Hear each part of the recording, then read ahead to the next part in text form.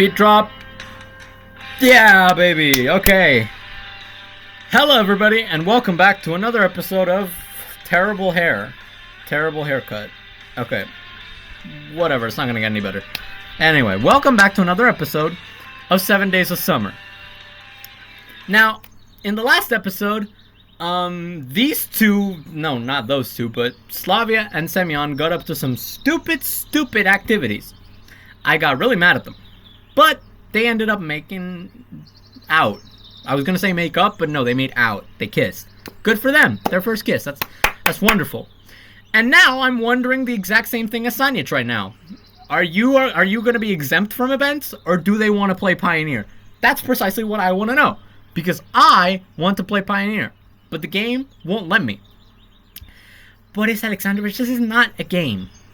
It is decidedly so, and you will play it. God damn it, the girl flared up. We should all help each other. As you wish. He rose heavily. I'll go and see about the shower. It's the least I can do. Boris Alexandrovich? Well, he turned around. And who were the snarks that were in the tunnels? Didn't you see any muzzles? They're overgrown rodents, like moles. Yeah, that's what I said too. They're just naked mole rats. I'm not sure what you... Again, my prevailing theory for all this is gas leak.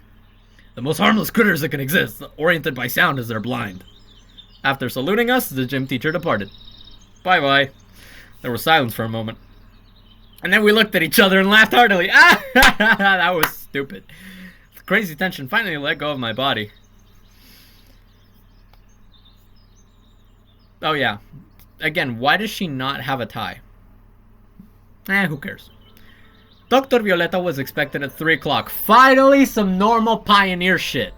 I better enjoy this, because I already know from experience that it ain't gonna last. Anyway, so the first and second squads were in no hurry to disperse after lunch. So we huddled around the porch, in groups, in couples, some acting alone. I, understandably, was kept company by Slavia. She hadn't left my side since her successful wanderings through the bowels of the earth. Half of those present giggled embarrassedly, anticipating something obscenely, and Nurse's reputation spoke for it. Oh, is it finally birds and bees time? I think, okay, yeah. This episode's gonna be fun. I guess we didn't miss out on anything after all, despite being in the caves for like half an hour. More, probably. The other half just blushed, anticipating exactly the same thing. And I, hell if I know. My head was a jumble of thoughts and experiences, and all of the slaps in the world couldn't get it all sorted out. Transition. And it feels weird, like a broken Nokia 3310 carefully wrapped in party wrapper for my birthday. But there's no one to dump the dusty toys in my lap and ask me to sort them. Not even my kind of girlfriend. Not that she doesn't care, but without knowing the whole story, she's unlikely to be able to make a proper judgment. And I'm not ready to tell it all yet from the get-go. It's not a matter of trust, I just haven't got the guts yet. Olga Dmitrievna beckoned Slavia with her finger, and the girl hesitated. We're gonna get so slimed. On the one hand, there was no way she wanted to let me go, as if I could protect her from the snarks if they suddenly got to the surface. On the other hand, flipping off the squad leader outright was strange too. Determined, she got up and pulled me behind her. Let's go together, okay? Quietly, she asked. Don't let go of my hand, please. Bang, bang! The mess under my temples, the bed thrown to the floor in the night, the lighting striking unexpectedly close. What will Olga say? I got scared. She trusts Slavia enough to let half the squad go under her command, but this is hardly the sort of thing she expected. Still undecided, I stopped in front of the counselor, held back by Slavia. Oh boy! Oh boy! We're gonna... Semyon, I'd like to talk to Slavia alone. In an intransigent voice, Olga asked. Her answer was a pleading look in my direction, and I remained standing still. I have no secrets from Semyon, frowned the girl. Yes? The squad leader laughed, looking at my chagrined face. I'm bad at reading. What, is the Monomachs that heavy? She winked. But okay. It's about the bonfire today. Yes!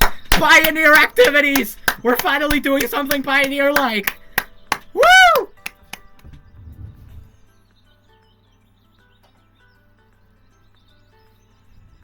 This calls for celebration. It's about the bonfire today. A bonfire today? Did you forget? I slapped myself on the forehead. The event, of course, that thing. Yeah, exactly. She turned to Slavia. I see you've already found a willing helper. So go to the glade after lunch and see if everything is all right there. Oh, we're gonna get jumped by another fucking creature. I promise you we will. Olga Dmitrievna, why are you so calm about the fact that we, well, and how does she even know? I didn't tell anyone anything. I looked over at Slavia, and she responded with a serene smile.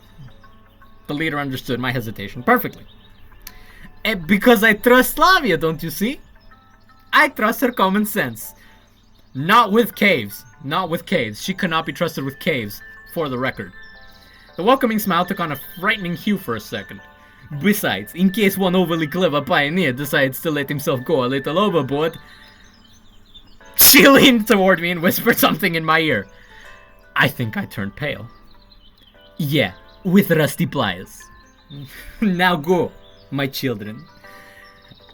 Understood. I will not touch the merchandise. Viola was still missing, so Olga went out to do some recon. Meanwhile, the noosphere was again enriched with a good portion of rumors. Some thought the nurse was about to tell a few platitudes, more about valiology than sexual etiquette. Those who disagreed with them, on the contrary, thought most interesting things were about to be yanked back. Oh, well, yes, of course. Savi sat on the steps, pensively picking the concrete slabs with the toe of her sandal.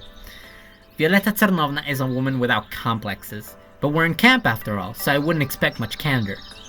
I nodded in agreement with her. And finally, the third category of rumors is inevitable craving for mysticism in the minds of the crowd. Someone started a rumor that Violetta Tsarnovna had been given permission to use medical hypnosis, and she would now code all the boys for sexual desire, so that they wouldn't want to, couldn't, and either way. I wouldn't put it past her. That lady is eccentric to say the least. Upon hearing this version of the interpretation of events, the male half of the waiting crowd got a little worried and tried to sneak away. But the approaches to the canteen were blocked by the counselors, with Sanich at the head. Hello, pioneers! He boomed. What's the rush? We don't want to get hypnotized. A voice from the crowd stumbled on a third syllable. You don't want to, we don't force you. Catching my eye, the fat man winked and tossed a familiar bundle in his palm. Come back later for your loss. Looks like Sanich heard us talking about the keys and went to return them himself. Was he worried we'd go back there ourselves? You know what? Sanich is alright. I like that guy. That guy's cool. Anyway, Slavia managed to avoid the fate of facing the angry counselor a second time. Hurrah! This calls for celebration, but I just did one. And, nie времени улыбаться. So, yeah. That's the one who didn't run from the snarks. And you and I are like two cowards. Who knew? I mumbled. He's got the most peculiar predatory face. If he don't eat it, he'll bite it. Just don't tell him. He won't understand. I mean the snark. Ah. That is a funny fucking image right there. I'll definitely take a screenshot. At this time, Olga Dmitrievna pushed between the counselors. Kids! She called. The guest star was modestly kept in the keel, glaring around. Catching my gaze, she shook her chin and, turning the eyes to our hands, which we never unhooked, aristocratically arched an eyebrow. But she didn't say anything, for which she deserved a grand mercy and a half-liter of Bailey's. Viola seemed to have been asleep ever since I let her go home by 6 in the morning. True, then I ran off myself, but I honestly entrusted the medical diocese to our max scientist. She looked young and blooming. That's what 11 hours of sleep does to a man. Although I was inclined to the theory that our lecturer was kept backstage to sustain the mat pause. I'm not sure what that means. The male half of the waiting crowd, unaccustomedly quiet, turned on the gentlemen in droves, letting the ladies go first. But breathe or not, you can't breathe enough before you die. The tightening ranks of the counselors pushed the rest of us into the hall. You're gonna learn and you're gonna like it, children. We had to accept the inevitable. We were the last to go in. The door closed behind us and the lock clicked so we wouldn't escape. Or else. In the meantime, the dining room had already been rearranged. The place where the staff usually ate had been cleared out, and a substantial table had been placed in the very center of the pulpit, and a stiff movie screen blocked the windows. Under the ceiling, the heated slide projector cracked softly, and all the necessary slides had already been clammed into it. Please tell me there's a new scene for this. I really want a new scene. In short, they prepared for the lecture with heart and soul. In addition, posters, yellowed by the time, were hung on the columns, using the boys to treat the girls more leniently and not to do them any harm. Urging the boys to treat the girls more leniently and not to do them any harm. A sort of high society etiquette. It's, you know, the new Soviet man. Soviet style, yeah. The new Soviet man must be chivalrous. Viola squinted at them perplexedly, but said nothing. But Olga Dmitrievna was clearly full of enthusiasm. Apparently the posters were hanged on her initiative. So, girls and boys, of course, it's a little late to do this 2 days before the end of shift, but today we were instructed to give you a lecture on the relationship between the sexes. Now, this I have experience of. Sexual sciences in the Soviet Union. So I guess I'll let you know if this is accurate or not. They better have done their research. Will there be slides? Shouted Uliana. There will. And the revealing ones? Alisa played along. The counselor was a little confused, but she had seen more than that in her line of duty. She came to her senses instantly. You'll see. No, tell us, the redhead insisted. In case we have the faint of heart here in the audience. At these words, Zwachevskaya gave an expressive look in Lena's direction. We're gonna flow under the table in the middle of the lecture. Alisa, sit still and stay out of the way. So I present to you Dr. Collider Violeta Chernovna. Welcome. Olga put her arm around the side in a picturesque way. Cautious claps were heard from several places, and Violeta Collider ascended the pulpit. She knows how to present herself for sure. The inner voice marveled. Okay. Yeah, mods, censor that, please. I don't want anybody getting any ideas.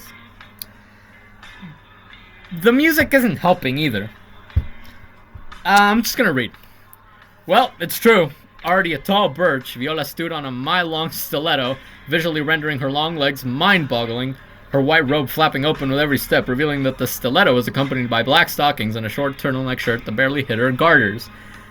Now, is this accurate to the Soviet Union? I don't know. You let me know. The very ones who were afraid of hypnosis swallowed loudly and perked up, devouring the charming lecturer with their eyes. I can't attest to the efficacy of such methods, but we'll definitely have to see. I was generally close to copying their behavior too, but the hard elbow in my ribs proved an irresistible obstacle. I would like to begin our lecture with, Olga began. And they're already reading here. Nurse smiled. Well, I'll be going then. The squad leader got embarrassed and went silent. Viola! Wow, what a quick read. Sluggishly, she was surprised, but she didn't come back to her table. She walked to the very edge of the pulpit, folded her arms behind her back so that her snow-white robe rattled across her chest, winked at someone in the crowd, nodded at us, and studied the audience with feeling and consideration. She managed to open her multicolored eyes so wide that she could compete with Miku for the role of a Japanese cartoon heroine. The audience is nightmarish. She shook her head. Why am I being slipped, kids, again? I'm always afraid I'll be prosecuted for seduction of minors. As you should be, lady. Not embarrassed by the audience, she asked Olga. Olga sighed sadly. Party of the audience relaxed, particularly those who were worried of the too frank form of presentation. Those who talked about hypnosis closed their eyes, though what's there to close their eyes from when there's such cleavage? Siamushka, don't get carried away. I got elbowed in the ribs again. Ouchies. So, let's try to enlighten you, shall we? Although, judging by the happy faces, I can be enlightened myself, and in a big way, on all subjects. Look at the back rows. You're sitting there wondering why that silly woman climbed up on stage and mumbled something. Her deep, chesty voice echoed through the canteen, making the windows rattle lightly. I completely agree with you. Instead of going to sleep, keeping an eye on the health of the pioneers, I'm crucifying myself in front of you. I even got scared. What if someone was constipated in an emergency? She looked around the room and calmed down. Oh, right. There's also that boy with the funny glasses. Anyway, what am I standing around for? She pulled a chair out from behind the table, twisted it out its front leg with one hand, and set it in front of her with the back facing forward. fucking this. You can't see it because the chair is below the camera, but you just imagine. The front rows exhaled at once and squinted to where the back of the chair should have ended. Ah, yeah. The nurse got up and put the chair just right on the very edge of the pulpit. And she sat down, completely copying Sharon Stone's famous pose from Basic Instinct. The male portion of the audience has again lost the rest of their will. I hope she won't be shifting her legs. Do you mind? No, but Slavia's right here. It's a very strange feeling to have someone laughing inside you. So chase her away. At first, a little bit of theory. Yeah, please, I need some theory right now. Will there be practice? Audience rumbled. Olga Dmitrievna in the background pictured a facepalm and quietly sat down on slid quietly down the column. Of course there will be. Knowledge without practice is an empty weight. The hall perked up! Those who were bluish before successfully burned out for good. Retarded laughter came from the redheads, but Miku straightened up, looking at the scene with enthusiasm. But of course, in another place and under different circumstances. The nurse hastened to dispel the illusions of the assembled crowd. Aww!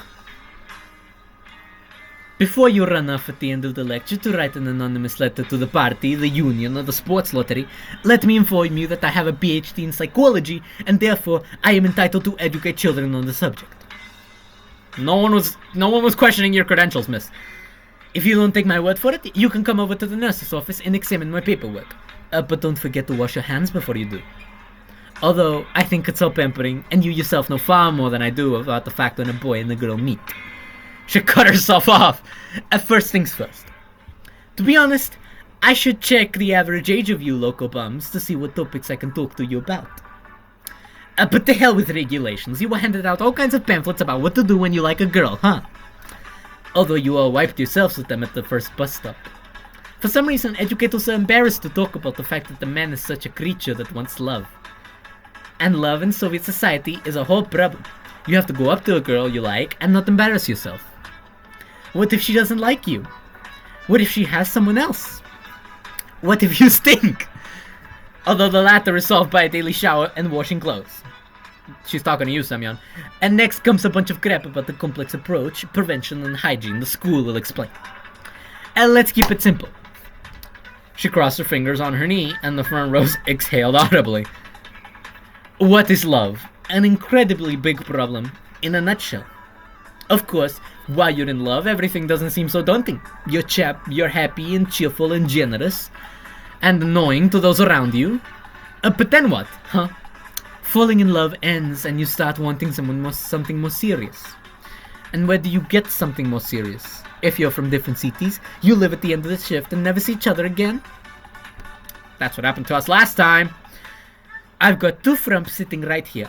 She gestured at us with a Phoenix Wright gesture. Okay, nice reference. Nice reference. I got that one.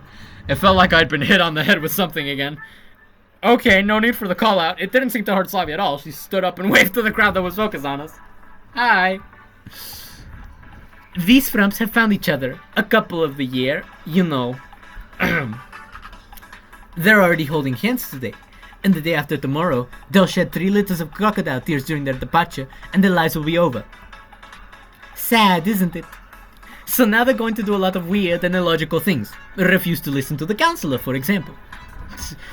She knows this shit better than I thought. I'm scared. The squad leader gave us a threatening look. And they might even try to run away to live in the woods for sustenance. Youth is foolish, especially youth in love. She knows something that they don't. She's probably played the first game, if anything. How do you know what they will and won't do? Shouted an inexplicably gloomy Elisa from her seat. Kiddo, Viola stretched out. Didn't they teach you in school that before you bark from the audience, you should first raise your hand and wait until the speech right is given to you? Your friend is still young. She has different demands. Do you want to be like her? Elisa blushed and tried to disappear into thin air. But okay. The question is really on point. How do I, a big silly aunt in years, know how each of you, so unique, feels? The simple answer is I really don't. I was already born 30 years old. Appreciating her joke, the audience laughed. Rest assured, in every adult's life there is some foolishness. We are all human beings. She squinted at Olga Dmitrievna, holding her head. And some people don't grow up after 20. So, back to our inseparable couple. Why are we being made an example out of? I don't appreciate it. Your age is the age of formation of ideals, including the formation of tastes. For some reason, for this pioneer girl, that pioneer became the ideal, and vice versa. For some reason, she wants her chosen one to like her, so she doesn't wear a baggy shirt anymore, but a strictly tailored one that fits. I glanced at Savia. Now she was sitting a little red too. Don't ask, she whispered. Further, for some reason of their own, they have passed the attention-getting period. Girls usually do this with makeup, earrings, and other things. She pointed to flushed Lena. Ah, crap. Okay. Fan is back. I hope you like the fan. Oh, Lenochka, my lip gloss looks so good on you. And why'd you take it without asking? You would have asked. I would have given. I'm not greedy. In the absolute silence, Miku's voice sounded like an epitaph. An empty space was instantly formed around the unhappy girl. Tikhanova, are you stealing? Dvachevskaya's voice sounded. No, She hid her face in her hands. Clothing is also among other things. For example, unwillingness to wear underwear or just to mock the shirt. This time it was Alisa's turn to get flustered.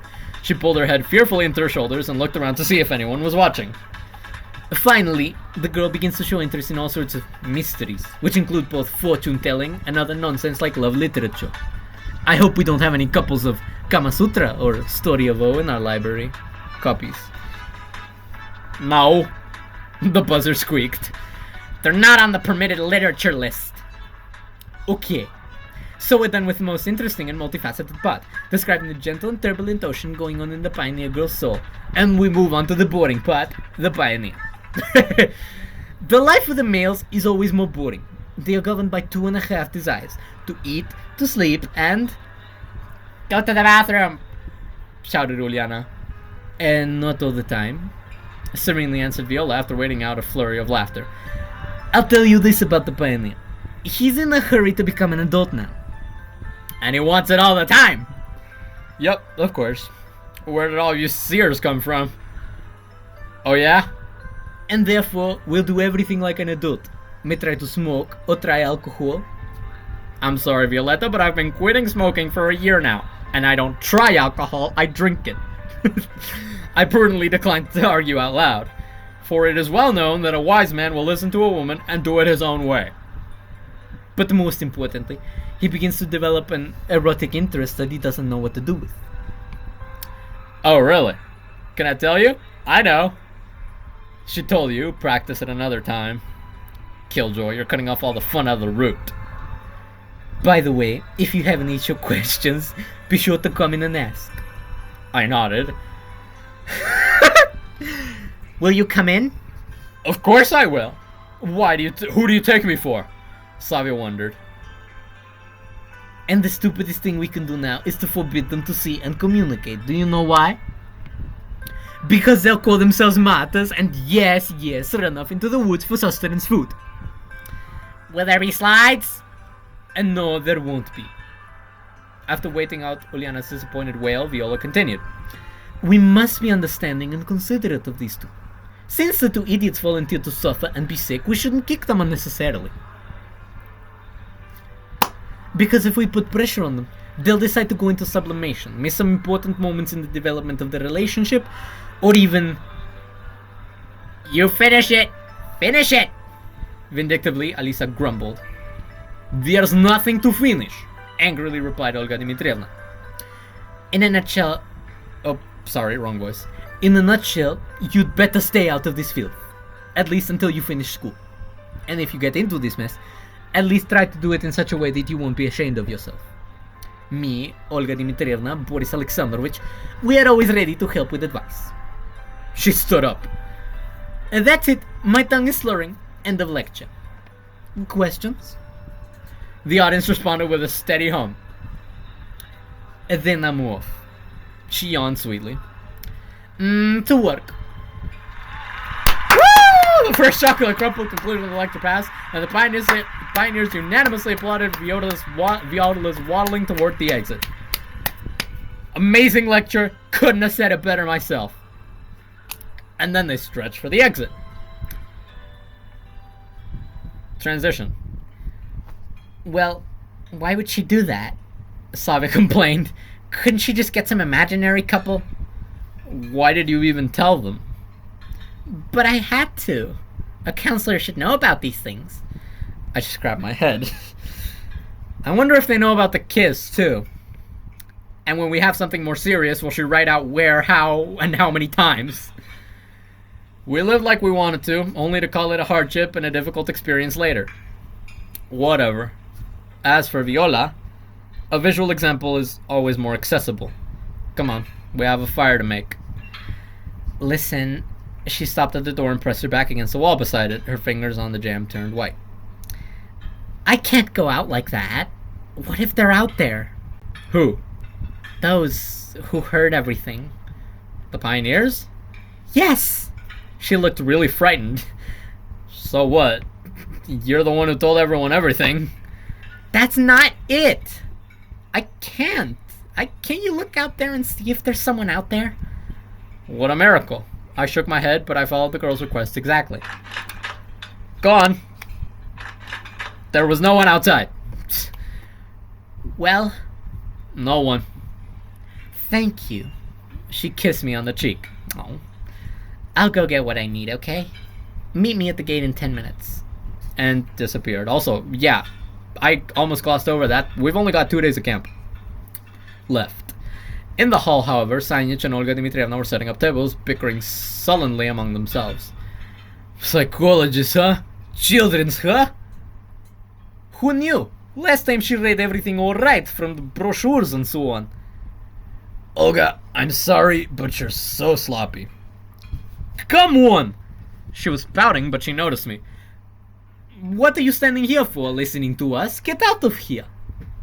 I'm coming, and you don't have to yell like that. I dashed out into the street.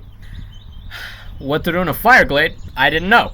What does one do in such a glade at all, except, in fact, make fires? It's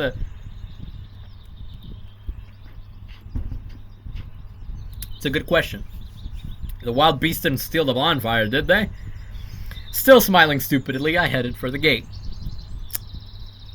Now that the neighborhood was known to be inhabited not only by birds and insects, but also by some other obscure creatures that man had not managed to scare away, personally, I was no longer as comfortable and peaceful here as I was at home. Not that it's scary, but before, I wouldn't have hesitated to spend the night in the woods under the open sky. That's the extent to which my surroundings have accommodated me. Somehow got used to, during my career as a pioneer, the fact that during the construction of the SRC and PLs, all existing fauna of varying degrees were successfully dispersed by construction work. SRC, PL, do I know what those mean? I don't know. Some Soviet institutions, I can only assume. I should know, but I'm not too sure about the acronyms. I've never quite heard those. But not now. Unfortunately, Slavia didn't seem the least moved by all this trouble. She was bouncing along, humming something in front of her. 1 minute she's embarrassed, the other she isn't. What do you know? And I, of course, followed her, lugging firewood, garbage bags, a broomstick, and a flask of water. For I, not only as a gentleman, but as Slavia's young man, simply had to take all the trouble of carrying the cargo. The words, understandably, are not mine. But a most pleasant picture was open to my attention, in my opinion, redeeming absolutely all deprivation. Slavia could feel my gaze, for she looked around minute by minute, and I had to lift my gaze and smile with effort. About the 5th time I got tired of it. Look, can you walk straight? You're distracting. Distracting from what? From admiring, I answered. Because you're all twisted up at this point. Admiring? Slavia wondered. Me? For the most part. Why didn't you say so? I would have... Now, from this point on, tell me more. Something stirred inside. Something that thinks I'm wasting too much time on nonsense. Went beside you. Screw you! The path is too narrow. Evasively, I replied. And not only did it dawn on me that I was simply being teased. Slavia! Yes, Yamushka. What did you want? How about you stop mocking my basic instincts? Yeah? The girl pondered. I'm sure. Then why don't you stop acting like a man with two thoughts in your head, both of which are obscene? The laughter flew off into the whitish heat sky, and I realized that this non-committal flirtation allowed me to relax. And on this most comfortable and nice note that doesn't have anything to do with either of us dying, thank God, I will end today's episode. Thank you for watching, and I'll see you in the next episode of 7 Days of Summer Lost Alpha.